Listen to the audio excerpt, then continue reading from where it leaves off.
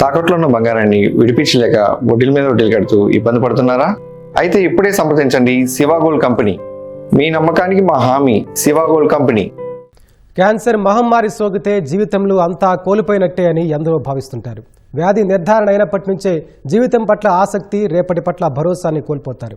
అయితే క్యాన్సర్తో పోరాడి కొత్త జీవితాన్ని ఆస్వాదించొచ్చని నిరూపించారు ఆ ఇద్దరు నటీమణులు.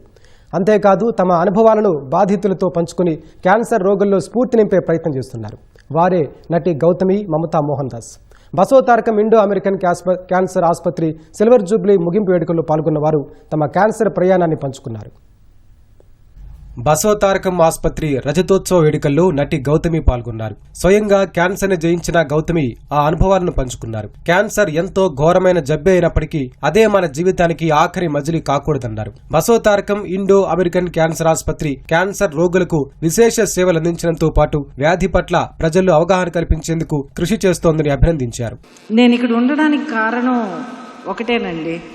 క్యాన్సర్ అనేది చాలా ఘోరమైన జబ్బు. దీంట్లో అసలు డౌటే లేదు. It need not be a full stop to your life. And అనడం చాలా ఈజీ, కానీ ఈ మెసేజ్ ప్రజల దాకా తీసుకెళ్ళడం, పేషెంట్స్కి అవేర్నెస్ ఇవ్వడం, వాళ్ళని ట్రీట్మెంట్ దాకా తీసుకురావడం, and once you have them in the hospital for treatment, to make them go through the treatment with their spirits up and with their courage unflagging is a huge achievement. So for the selfless and remarkably committed service that everybody at Basavataram has been doing for the last 25 years, I salute you. Cancer బాధితులకు 25 ఏళ్లుగా సేవ చేయడంలో బసవతారకం ఆసుపత్రి ముందుందని, అందుకు కృషి చేస్తున్న chairman Nandamuri బాలకృష్ణకు నటి మమతా మోహన్ దాస్ అభినందనలు తెలిపారు. తాను తీవ్రమైన బ్లడ్ క్యాన్సర్ బారిన పడినప్పటి రోజులను గుర్తు చేసుకున్నారు. కీమో, శస్త్రచికిత్స అన్ని ప్రయత్నాలు విఫలమై తీవ్ర నిరాశలో కూరుకుపోయినట్లు తెలిపారు. I have an aggressive type of blood cancer, which is Hodgkin's lymphoma, which is otherwise very, very easily curable. When all doors had closed, a new door opened for me, and this was back in 2014.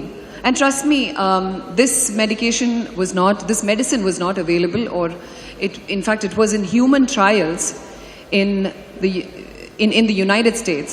And I happened to have the opportunity of being part of a clinical study, which is a human trial, phase 2 clinical trial for one of the first very successful anti-PD-L1 drug.